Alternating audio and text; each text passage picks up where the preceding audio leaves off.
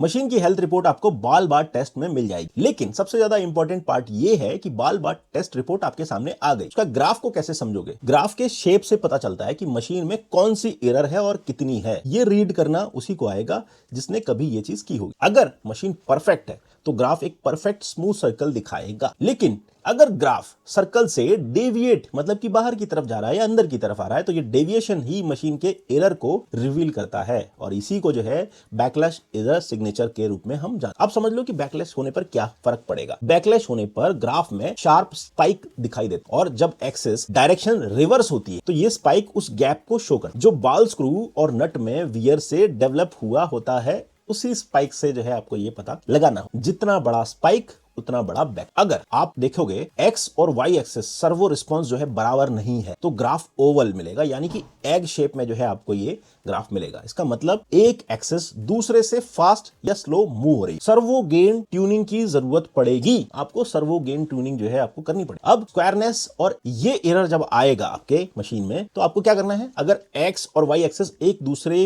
पर perfectly 90 degree नहीं है तो ग्राफ डायमंड शेप का दिखाई देगा। ये स्क्वायरनेस अलाइनमेंट एरर है जिसे मैकेनिकल अलाइनमेंट से करेक्ट किया जाए। अगर आपका जो ग्राफ वो यूनिफॉर्मली बड़ा या छोटा दिखे तो ये फिर आपका स्केलिंग एरर है। स्केलिंग मतलब कि छोटा या बड़ा करते हैं ना जब हम कंपोनेंट को, तो उसमें एरर आ। अब इसका मतलब क्या है? इनकोडर जो है काउंट मिसमैच हो रहा है, या फिर जो है स्केलिंग फैक्टर, जो आपने स्केलिंग फैक्टर दिया मशीन में वो आपका गड़बड़। ग्राफ एक्सपैंड हो तो पॉजिटिव स्केलिंग आपको करनी पड़ेगी, और अगर सिंक हो रहा है मतलब छोटा हो रहा है तो फिर आपको नेगेटिव स्केलिंग जो है करनी पड़ेगी। ये चीज आपको देखनी पड़ेगी। ये वही कर सकता है जिसको मशीन की नॉलेज। अगर ग्राफ की बाउंड्री में वेव्स या साइनोसोडल जो है टर्म्स या पैटर्न्स आपको दिखाई दे रहा है तो ये साइक्लिक एरर है, यानी कि आपको साइक्लिक एरर का साइन जो है आपको इसमें शो करेगा। अब इसका रीजन क्या है? इसका रीजन होता है बॉल स्क्रू पिच वेरिएशन, या फिर आपका जो है जो बॉल आपने लगाया है मशीन में वो डैमेज कर रहा है। ठीक है, ऐसे में आपको स्क्रू रिप्लेसमेंट करना पड़ेगा या फिर ओवर साइज बॉल रिपेयर करना पड़ेगा। मतलब कि जो बॉल है उसके अंदर स्क्रू के अंदर डलती है बॉल स्क्रू में, वो बड़े साइज की आपको डालनी पड़ेगी, तभी जो है आपकी वो एक्यूरेसी आएगी, वरना नहीं आएगी। ठीक है, अगर जो ग्राफ है अनइवन नॉइजी लाइन जो है आ रही है, इसका मतलब है कि मशीन में वाइब्रेशन है,